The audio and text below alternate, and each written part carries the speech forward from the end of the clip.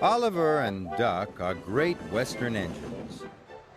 They deliver goods and passengers when the roads are closed by deep snow.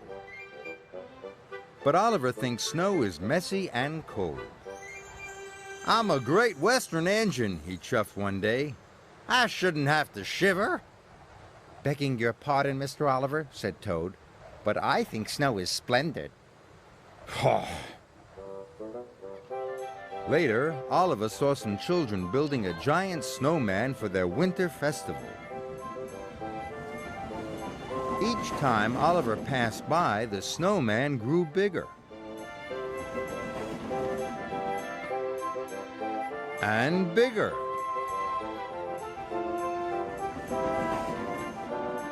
And bigger.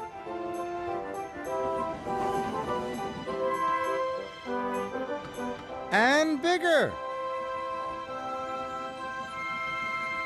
Just an observation, Mr. Oliver. Snow is magical. Oh.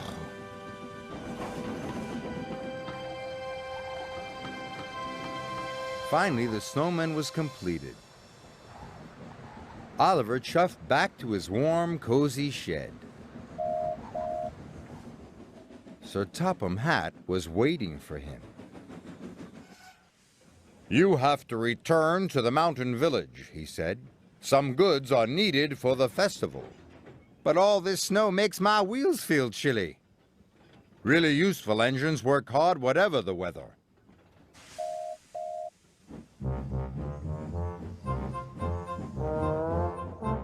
Soon Oliver was loaded and on his way.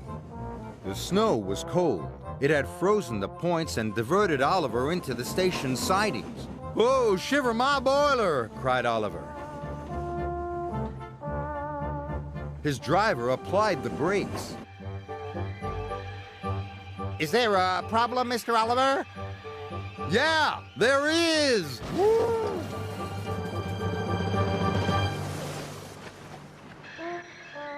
That could have been a little smoother. Oliver felt awful. He thought the children would be upset about their snowman. Oliver's driver went for help. Sir Topham Hatt was just leaving his office when he got the call.